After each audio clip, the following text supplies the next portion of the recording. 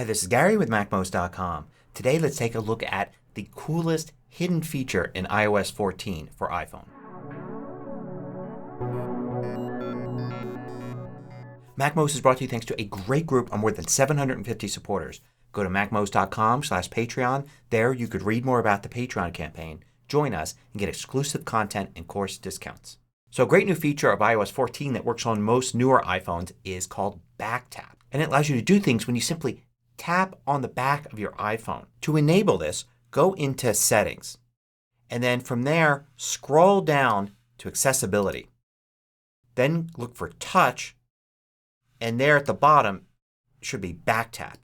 You go into that, you'll see there's two different settings, double tap and triple tap. Now you won't see this unless you have a compatible iPhone. All the iPhones that have Face ID should have this. So if you've got an iPhone 7 or 8 or even a brand new iPhone SE second generation, it's not going to have this. If there's a home button, then you're not going to be able to use Back Tap. But if you have an iPhone 10 or 11, it should work and you should see this feature here. Now double tap and triple tap have the same options available. Basically you can have two different back tap functions. One when you hit the iPhone twice and another when you do it 3 times. So let's see what's possible. Let's set a double tap back tap command. So first you have none here at the top and if it's set to that, of course, nothing happens. That's the default. You can also have it set to the accessibility shortcut. This is usually what happens when you use 3 presses on the side button. For instance, it might bring up the magnifier. You can simply have double tap be another way to bring up the accessibility shortcut. To see your accessibility shortcut, go back up to the main level of accessibility and scroll down to the bottom. And here you'll see accessibility shortcut and you can see what that is set to. So whatever this is set to, you can then activate with a back tap as well. Now you can also set the accessibility shortcut to be more than one thing. So for instance, let's add a few things here. Now when I use the accessibility shortcut, I'm going to triple press on the side button. It actually comes up with a menu and allows me to choose which one I want. You would get the same thing with back tap. Now next we've got a whole bunch of different system options here. And you can see the very first one is App Switcher. So let's turn that one on. Now if I use a back tap, you can see it brings up the application switcher. Now if I do it a second time, it will dismiss the application switcher. A lot of these controls will toggle things on or off or go back and forth between 2 modes. So by setting it to App Switcher, it's either turn App Switcher on or if App Switcher is already on, then dismiss it. You could also have it bring up the Control Center. And you can see it brings it up. Doing it again will dismiss it. You can have back tap act as another way to activate the home button. So instead of using the little line at the bottom of the screen, which is what you're going to have if you're using an iPhone with Face ID, you can use back tap to go home. You can have your iPhone go to the lock screen. You can have mute turned on or off. So here you can see I've turned it off. I had it on before and now I can turn it on again by using it a second time. You can bring up the notification center.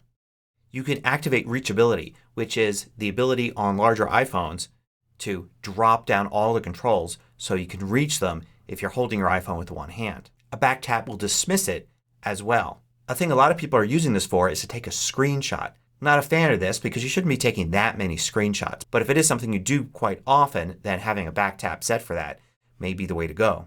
You can have a back tap do the same thing as a shake, which usually is used for undo. So you can use this as an undo command. You can bring up Siri with back tap. You could bring up Spotlight using back tap and it also dismisses it. And you can have volume down and volume up. Now it wouldn't make sense to just have one of those set to volume down or volume up. But if maybe you have the double tap set to down and the triple tap set to up, you can use this as a volume control. Now there are a bunch of different accessibility commands you can use. These are some of the same things we saw before with the accessibility shortcut. So you can have it turn on or off assistive touch, turn on either classic invert or smart invert, go to the magnifier, speak what's on the screen, turn on and off voiceover, and turn on and off zoom. So you can see it brings up zoom here so I can read what's on the screen and I can dismiss it the same way. You can also use this for scroll gestures. So you can have scroll down or scroll up or set the double tap to be scroll down, triple tap to be scroll up. It might make sense to just use scroll down if, for instance, you often end up at a web page and you want to kind of keep reading and having it scroll down, or if you're using the scrolling mode in the Books app. And that's not all. You can do anything you can do in the Shortcuts app. So here I've got all of my shortcuts. These are things I created. And I could set back tap to activate any one of these. So let's create a new shortcut and I'm going to just create a really simple one that'll turn on Do Not Disturb. So I'm going to search for Do Not Disturb and use the Set Do Not Disturb control here. And I'm going to have it turn Do Not Disturb on until turned off. Then I'm going to tap here and set a name for this and hit Done.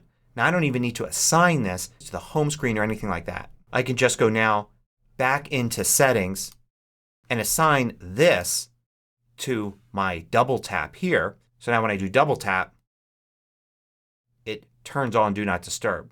I could also create a shortcut to launch any app. So let me add a new shortcut here and I'll search for Open App and select that. And then I can choose the app from the list here. So I can choose Notes there as the app to open. Let's set a name for this. And then I can use this shortcut right here. And I want to double tap on the back. It will open up Notes.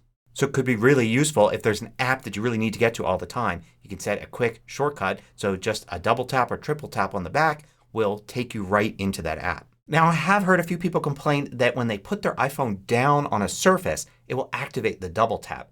I could see how that would happen. You know, you hit one edge first and then the other edge kind of hits after that. I've tried this a ton of times and I'm not able to get double tap to actually do anything. But if you have this problem, I imagine the solution is to only use triple tap instead, which would be much harder to mistakenly activate. If you're trying out BackTap, I'd love to hear what you're using it for. Which of the functions you find the most useful or what type of shortcuts you're creating for it.